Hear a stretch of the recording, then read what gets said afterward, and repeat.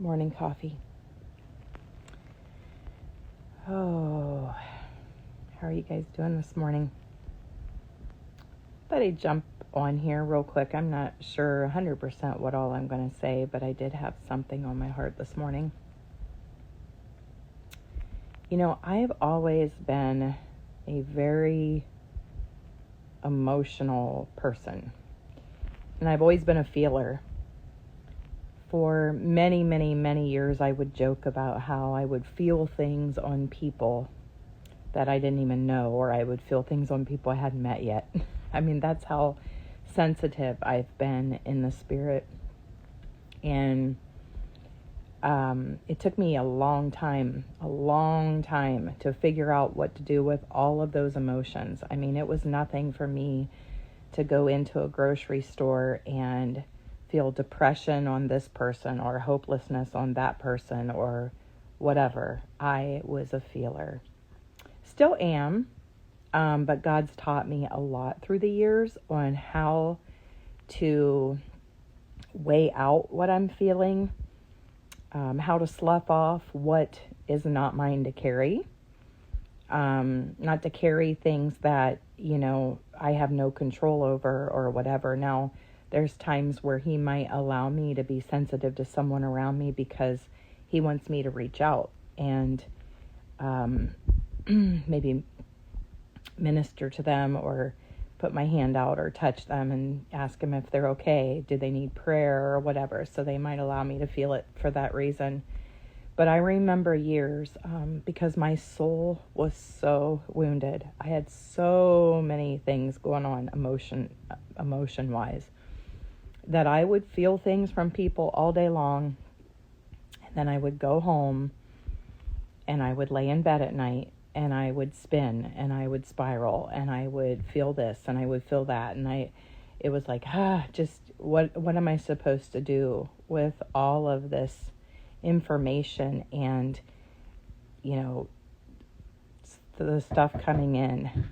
I'm right in the middle of a live. So, you have something to drop off? I was going to measure something. Oh, okay. So anyways, what happened was in the process of me wasting all of this time spiraling at night, I began to understand what it meant to ask the Lord to take my thoughts captive.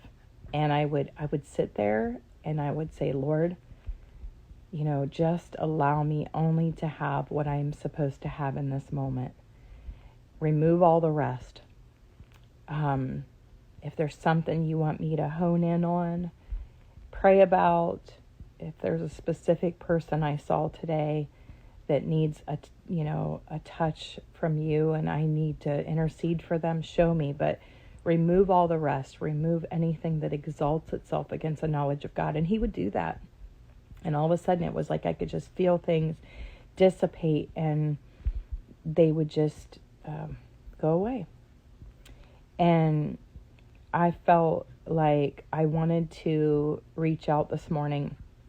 I don't know how many of you are feelers where you can sense things from other people, but try that. Try in the moment when you feel restless, try asking God to take all your thoughts captive under the obedience of Christ and remove the things that serve you no purpose in that moment, and see how much better you feel. I think women in general are pretty tender emotionally. We can pick up when people are upset and when they're agitated or annoyed or whatever. We're just kind of wired that way. And so we really have to learn how to take our thoughts captive with Christ, because it can rob you of your joy and steal your peace from you in the moment. And it's kind of a time sucker, honestly. And our time is so precious. It's so important that we are good stewards of our time, because we can accomplish so much more with our mornings or with our afternoons or even our evenings laying in bed, if we just, learn how to submit our thoughts to Him and let Him kind of help maneuver us.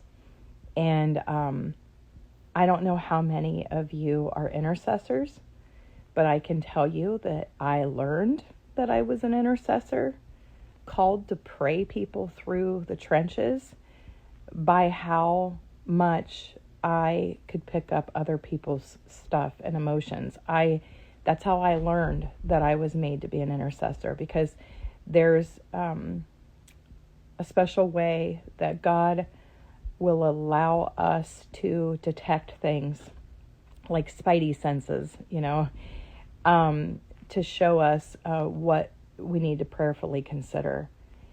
And so if you're full of emotion and you're an empath or whatever they want to call it, it could be because God has called you to be an intercessor. So just keep that in mind. We don't learn these things unless we have stuff come at us that challenges us in those areas. That's how we learn. That's how we learn what we were made for, what He designed us to do in the Spirit.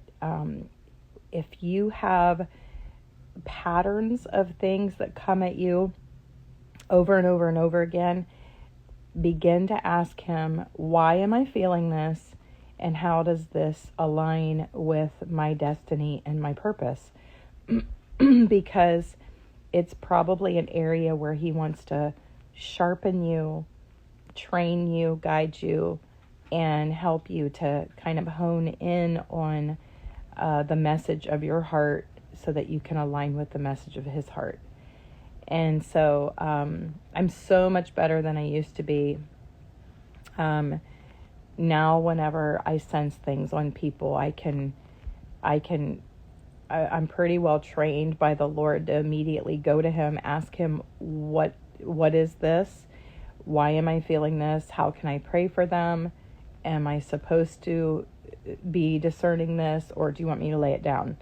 And I can pretty much do it right away so that I'm not spinning and, I don't lose a lot of peace and rest over it. Another thing is your peace and your rest is a weapon of your warfare. And I've talked about this before, but peace and rest literally has the ability to take you to the next level in the Lord. We do not...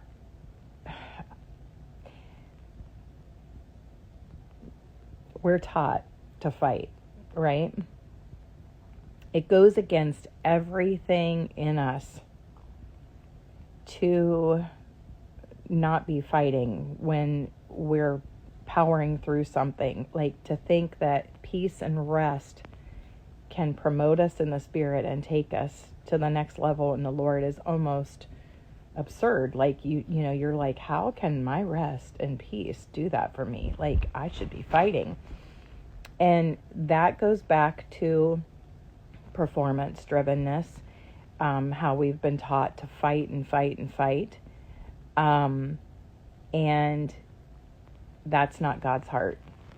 He is the warrior. He is the head warrior in our hearts who fights for us. And the only way that we can overcome the things of this world is to learn how to rest in Him. And then He does the warring for us.